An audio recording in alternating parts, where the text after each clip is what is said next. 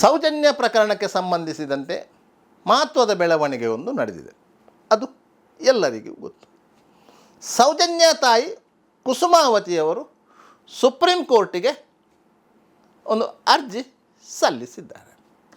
ಅದನ್ನು supreme court ವಿಚಾರಣೆಗೆ ಕೈಗೆತ್ತಿಕೊಂಡಿದೆ. ಈ ಸಂದರ್ಭದಲ್ಲಿ ಸೌಜನ್ಯ ತಾಯಿ ಕುಸುಮಾವತಿಯ ಪರವಾಗಿ ಹಲವು ಮಂದಿ ವಕೀಲರುಗಳು ಸುಪ್ರೀಂ ಕೋರ್ಟ್ನಲ್ಲಿ ತಮ್ಮ ವಾದವನ್ನು ಮಂಡಿಸಿದ್ದಾರೆ. ಆ ವಾದದ ಆಧಾರದಲ್ಲಿ ಸುಪ್ರೀಂ ಕೋರ್ಟ್ನ ವಿಭಾಗೀಯ ಪೀಠ ಕರ್ನಾಟಕ ರಾಜ್ಯ ಸರ್ಕಾರಕ್ಕೆ ಈ ಪ್ರಕರಣದ ತನಿಖೆಯನ್ನು ನಡೆಸಿದಂತಹ CBIಗೆ ಮತ್ತು ಈ ಪ್ರಕರಣದಲ್ಲಿ ಆರೋಪಿಯಾಗಿರುವಂತಹ ಸಂತೋಷ್ ರಾವ್ಗೆ ನೋಟಿಸು ಜಾರಿ ಮಾಡಿತ್ತು. ಸಂತೋಷ್ ರಾವ್ ಪರವಾಗಿಯೂ ವಕೀಲರು ಹಾಜರಾಗಿದ್ದರು. ರಾಜ್ಯ ಸರ್ಕಾರದ ಪರವಾಗಿ ಮತ್ತು CBIನ ಪರವಾಗಿಯೂ ವಕೀಲರು ಹಾಜರಾಗಿದ್ದಾರೆ. ಈ ನೋಟಿಸಿಗೆ ಉತ್ತರ ಕೊಡಬೇಕು ಅಂತ ಹೇಳಿ ದಿನಾಂಕ ನಿಗದಿ ಮಾಡಿದೆ. ಪ್ರಕರಣದ ವಿಚಾರಣೆಯನ್ನು ಜುಲೈ ತಿಂಗಳಿಗೆ ಮುಂದೂಡಿದೆ. ಇದು ಎಲ್ಲರಿಗೂ ವಿಚಾರ ಗೊತ್ತಿರುವಂಥದ್ದು. ಸುಪ್ರೀಂ ಕೋರ್ಟ್ನಲ್ಲಿ ನಡೆದಂತಹ ವಾದ ಪ್ರತಿವಾದಗಳ ವಿಡಿಯೋ ಕ್ಲಿಪ್ಪಿಂಗ್ ಬಯಲಾಗಿದೆ. ಆ ವಿಡಿಯೋ ಕ್ಲಿಪ್ಪಿಂಗ್ನ ಆಧಾರದಲ್ಲಿ ಕೆಲವೊಂದು ಶಂಕಾಸ್ಪದ ಪ್ರಕರಣಗಳ ಬಗ್ಗೆ ಉಲ್ಲೇಖ ಇದೆ. ಅದರಲ್ಲಿ ಪ್ರಮುಖವಾಗಿರುವಂಥದ್ದು ವಾರಿಜ ಆಚಾರ್ತಿ ಎನ್ನುವಂತಹ ಮಹಿಳೆಯ ಅಸಹಜ ಸಾವಿನ ಪ್ರಕರಣ. ಈ ಪ್ರಕರಣ ಸೌಜನ್ಯ ಪ್ರಕರಣಕ್ಕೆ ಹೇಗೆ ಲಿಂಕ್ ಆಗ್ತದೆ ಅಂತ ಹೇಳಿದರೆ, ವಾರಿಜ ಆಚಾರ್ತಿಯ ಅಸಹಜ ಸಾವನ್ನು ಇಟ್ಟುಕೊಂಡು ಬುರ್ಡೆ ಗ್ಯಾಂಗಿನ ಸದಸ್ಯರು ಸೌಜನ್ಯ ಪ್ರಕರಣದಲ್ಲಿ ಆರೋಪಿಸಿರುವಂತಹ ಧೀರಜ್ ಕೆಲ್ಲ ಇವರನ್ನು ಟಾರ್ಗೆಟ್ ಮಾಡಿದ್ದರು. ಯಾಕಂತ ಹೇಳಿದರೆ, ಧೀರಜ್ ಕೆಲ್ಲ ಅವರ ಮೂಲ ಮನೆ ಇರುವುದು ವಾರಿಜ ಆಚಾರ್ತಿಯವರ ಮನೆಯಿಂದ ಸುಮಾರು 1 ಕಿಲೋಮೀಟರ್ ದೂರದಲ್ಲಿ. ಆ ಮನೆ ಇರುವುದು ವೇಣೂರು ಪೊಲೀಸ್ ಸ್ಟೇಷನ್ ವ್ಯಾಪ್ತಿಯ ಪಿಲ್ಯ ಎಂಬ ಗ್ರಾಮದಲ್ಲಿ. ಧೀರಜ್ ಕೆಲ್ಲ ಅವರ ಮನೆ ಇರುವುದು ಧರ್ಮಸ್ಥಳಕ್ಕೆ ಹೊಂದಿಕೊಂಡಿರುವಂತಹ ಪೊಸವಳಿಕೆ ಎನ್ನುವಂತಹ ಪ್ರದೇಶದಲ್ಲಿ. ಆ ಪೊಸವಳಿಕೆ ಎನ್ನುವಂತಹ ಪ್ರದೇಶ ಇರುವುದು ಸೌಜನ್ಯಳ ಡೆಡ್ ಬಾಡಿ ಸಿಕ್ಕಿದಂತಹ ಮಣ್ಣಸಂಕದ ಎದುರಿಗಿರುವಂತಹ SDM ಪ್ರಕೃತಿ ಚಿಕಿತ್ಸಾ ಕೇಂದ್ರದ ಹಿಂಬದಿ ರಸ್ತೆಯಲ್ಲಿ. ಆದ್ದರಿಂದ ಬುರ್ಡೆ ಗ್ಯಾಂಗಿನವರು ಸೌಜನ್ಯಲನ್ನು ಪ್ರಕೃತಿ ಚಿಕಿತ್ಸಾ ಕೇಂದ್ರದ ಎದುರಿನಿಂದ ಅಪಹರಿಸಿ ಅದರ ಹಿಂಬದಿಗೆ ಕರೆದುಕೊಂಡು ಹೋಗಿ ಅಲ್ಲಿ ಅವರನ್ನು ಸಾಮೂಹಿಕವಾಗಿ ಅತ್ಯಾಚಾರ ನಡೆಸಿ ಮಧ್ಯರಾತ್ರಿಯ ವೇಳೆಗೆ ಆಕೆಯ ಹೆಣವನ್ನು ಒತ್ತು ತಂದು ರಸ್ತೆ ಬದಿಯಲ್ಲಿ ಹಾಕಿದ್ದಾರೆ ಎನ್ನುವಂತಹ ಒಂದು ಕಥೆಯನ್ನು ಹರಿಯಬಿಟ್ಟಿತ್ತು. ಈ ಹರಿಯಬಿಟ್ಟದ್ದು ಯಾಕಂತ ಹೇಳಿದರೆ, ಈ ಪ್ರಕರಣದಲ್ಲಿ ಧೀರಜ್ ಕೆಲ್ಲ ಅವರನ್ನು ಕನೆಕ್ಟ್ ಮಾಡಲಿಕ್ಕೆ ಮತ್ತು ತನ್ಮೂಲಕ ಶ್ರೀ ಕ್ಷೇತ್ರ ಧರ್ಮಸ್ಥಳದ ನಿಶ್ಚಲ್ ಜೈನ್ ಅವರನ್ನು ಸಿಲುಕಿಸಬೇಕು ಎನ್ನುವಂತಹ ಮಹತ್ತರದ ಉದ್ದೇಶದಿಂದ. ಯಾಕಂತ ಹೇಳಿದರೆ, ನಿಶ್ಚಲ್ ಜೈನ್ ಆಗಿರ್ಬೋದು, ಧೀರಜ್ ಕೆಲ್ಲ ಆಗಿರ್ಬೋದು, ಉದಯ್ ಜೈನ್ ಆಗಿರ್ಬೋದು, ಮಲ್ಲಿಕ್ ಜೈನ್ ಆಗಿರ್ಬೋದು, ಇವರು ಎಲ್ಲರೂ ಒಂದೇ ಸಮಾನ ವಯಸ್ಕ ಯುವಕರು. ಆದ್ದರಿಂದ ಮತ್ತು ಒಂದೇ ಮತಕ್ಕೆ ಸೇರಿದವರು, ಪರಸ್ಪರ ಸ್ನೇಹಿತರು ಎನ್ನುವ ನೆಲೆಯಲ್ಲಿ ಧೀರಜ್ ಕೆಲ್ಲ ಅವರನ್ನು ಈ ಪ್ರಕರಣಕ್ಕೆ ಎಳೆದುಕೊಂಡು ಬರಲಾಗಿತ್ತು ಎನ್ನುವುದು ಸ್ಪಷ್ಟ. ಈ ಪ್ರಕರಣ ನಡೆದು ಸುಮಾರು 1 ವರ್ಷದ ನಂತರ, ಅಂದರೆ 2013 ಅಕ್ಟೋಬರ್ 14ರಂದು ಧೀರಜ್ ಕೆಲ್ಲ ಅವರ ಮೂಲ ಮನೆ ಪಿಲ್ಯದ ಮನೆಯಿಂದ ಸುಮಾರು 1 ಕಿಲೋಮೀಟರ್ ದೂರದಲ್ಲಿ ಇದ್ದಂತಹ ವಾರಿಜ ಆಚಾರ್ತಿಯವರು ಅವರದ್ದೇ ಜಾಗದಲ್ಲಿದ್ದಂತಹ ಕೆರೆಯಲ್ಲಿ ಸಾವಿಗೀಡಾಗಿದ್ದರು. ಅವರು ಗರ್ಭಕೋಶದ ಸಮಸ್ಯೆಯಿಂದ ಬಳಲುತ್ತಿದ್ದರು. ವಿಪರೀತವಾಗಿ ನೋವು ಇತ್ತು. ಅವರು ಈ ಸಂಬಂಧವಾಗಿ ಟ್ರೀಟ್ಮೆಂಟನ್ನು ಸಹ ಪಡೆದುಕೊಂಡಿದ್ದರು.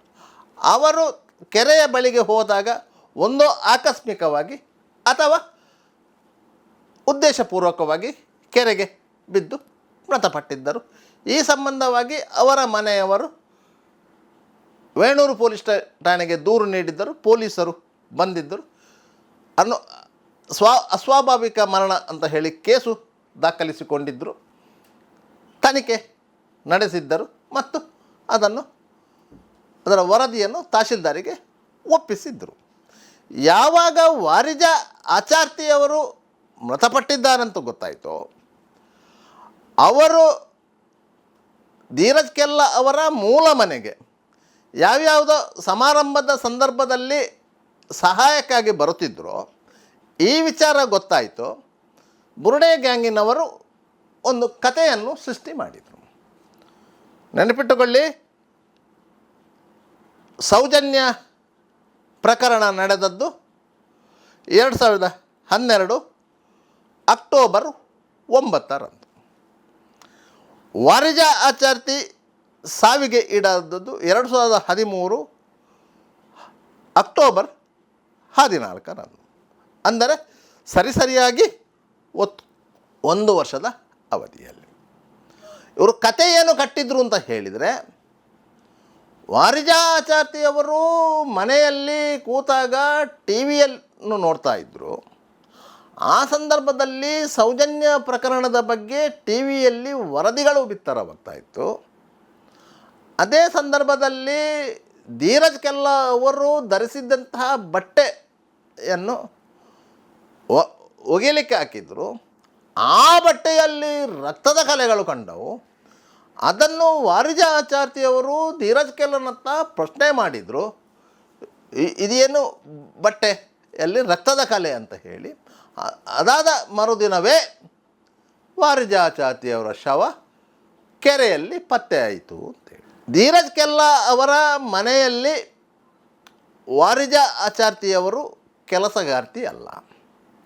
ಅವರು ಆ ಮನೆಗೆ ಬರ್ತಾ ಇದ್ದದ್ದು ಯಾವುದಾದ್ರೂ ಸಮಾರಂಭಗಳಿದ್ದಾಗ ಸಹಾಯಕ್ಕಾಗಿ ಬರ್ತಾಯಿದ್ರು.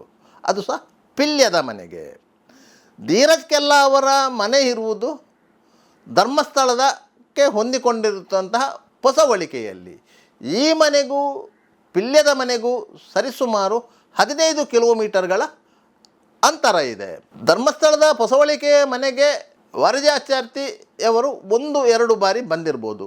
ಅವರು ಕುಟುಂಬ ಸಮೇತರಾಗಿ ಶ್ರೀ ಕ್ಷೇತ್ರ ಧರ್ಮಸ್ಥಳಕ್ಕೆ ಬಂದು ದೇವರ ದರ್ಶನ ಎಲ್ಲ ಮುಗಿಸಿಕೊಂಡು ಬಂದಾಗ ಇವರ ಮನೆಗೆ ಬಂದು ಹೋದದ್ದು ಇದೆ ಹೊರತು ಅವರು ನಿತ್ಯ ಅಲ್ಲಿಗೆ ಬರ್ತಾ ಇರಲಿಲ್ಲ. ಅದೂ ಅಲ್ಲದೆ ವಾರಿಜ ಆಚಾರ್ತಿಯವರು ಧೀರಜ್ ಕೆಲ್ಲ ಅವರ ಮನೆಯ ಕೆಲಸಗಾರರೂ ಅಲ್ಲ. ಧೀರಜ್ ಕೆಲ್ಲ ಅವರ ಚಿಕ್ಕಪ್ಪಂದಿರು ಪಿಲ್ಯದ ಮನೆಯಲ್ಲಿ ಇದ್ದಾರೆ. ಆ ಜಾಗವನ್ನು ಧೀರಜ್ ಕೆಲ್ಲ ಅವರ ತಂದೆ ಈ ಹಿಂದೆ ಖರೀದಿ ಮಾಡಿದಂತಹ ಜಾಗ. ಆ ಜಾಗದಲ್ಲಿ ಅವರು ಇಡೀ ಕುಟುಂಬ ಇದೆ. ಇದು ವಾಸ್ತವ ಚಿತ್ರಣ.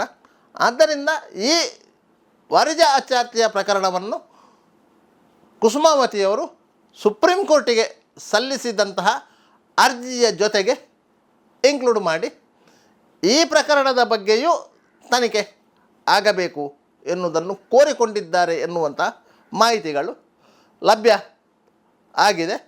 ಆದ್ದರಿಂದಾಗಿ ಕೇವಲ ಸೌಜನ್ಯ ಮಾತ್ರ ಅಲ್ಲ, ಸೌಜನ್ಯನ ಜೊತೆಗೆ ಇತರ 7 ಸಂಶಯಾಸ್ಪದ ಪ್ರಕರಣ ಬಗ್ಗೆ ತನಿಖೆ ಆಗಬೇಕು ಎನ್ನುವುದನ್ನು ಕುಸುಮಾವತಿಯವರು ಕೋರಿಕೊಂಡಿದ್ದಾರೆ ಎನ್ನುವಂಥ ಮಾಹಿತಿಗಳು ಲಭ್ಯವಾಗಿದೆ. ಅದರಲ್ಲಿ ಒಂದು ಪ್ರಕರಣ ಈ ವಾರಿಜ ಆಚಾರ್ತಿಯ ಪ್ರಕರಣ.